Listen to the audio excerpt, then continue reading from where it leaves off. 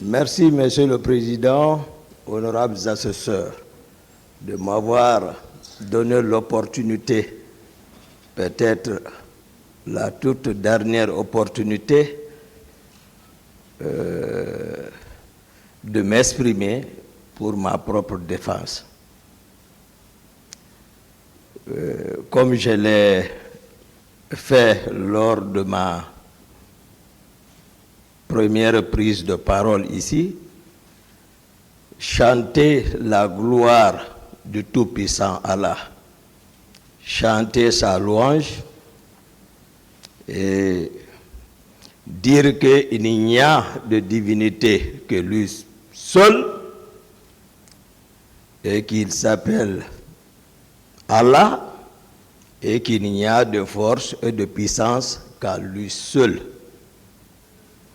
En disant en ces termes, Subhanallahi walhamdulillahi wa la ilaha illallah wallahu akbar wa la hawla wa la quwwata illa billahi al-aliyyil azim. Monsieur le Président, permettez-moi de dire ça que l'être humain, sous le coup de certaines illusions, croit pouvoir effacer le destin de son prochain. Or, tout ce qu'il entreprend rentre dans un ordre supérieur qu'il ne comprend jamais. Moi, Aboubakar Diakité Toumba, j'ai raison de chanter la gloire de Dieu, ses louanges, ses mérites, d'avoir permis pour une première fois que notre pays puisse connaître la sincérité, la vérité dans l'histoire, en tout cas, qu'il a vécu à un moment donné. Donc je remercie Dieu et c'est en lui que je mets toute ma confiance pour qu'il tranche entre moi et ceux qui ont été la cause de ma présence ici. J'ai dit pour ça, Qul huwa rahman amanna bihi wa ilayhi tawakkalna fasata'lamuna man huwa fi dalalin mubin. C'est en lui que je mets ma confiance. Et tout ce qui arrive à l'être humain est voulu pour son bien.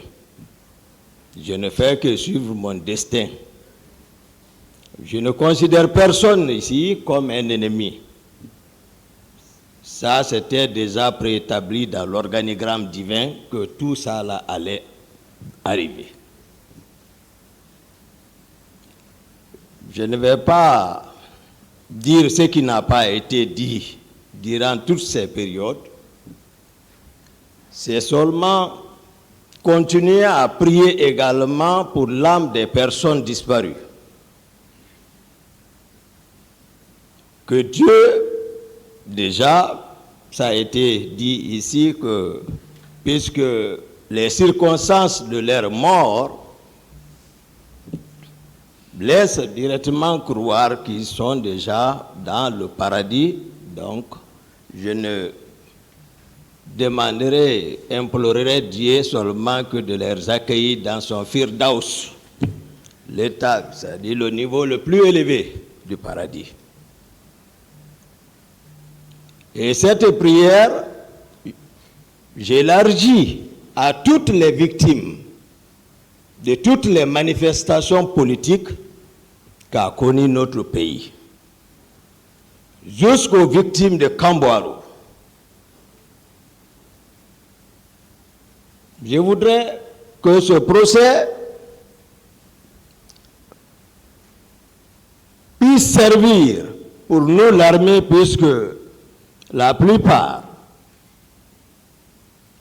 des événements que notre pays a connus, c'est entre l'incompréhension, manque de confiance entre l'armée et les forces de sécurité du pays, et également le peuple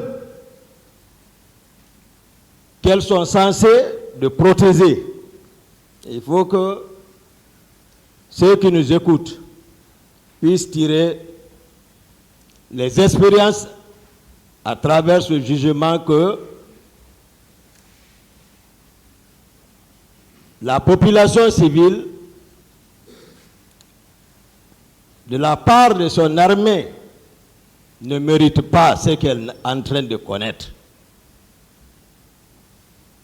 Même le pouvoir qui est en place doit en tirer les leçons, puisque tout pouvoir est éphémère. On doit respecter le peuple. Ce qu'on n'avait pas, il faut le reconnaître, que ce procès, on a beaucoup appris ici. Nous qui sommes accusés, et même pas nous, et d'autres aussi qui le suivent de partout. Chacun a appris quelque chose dedans. Donc, les prières, c'est pour ne plus que notre pays connaisse encore un tel événement. Je prie Dieu de protéger la Guinée, de protéger notre pays, de faire en sorte que les Guinéens puissent marcher ensemble, main dans la main,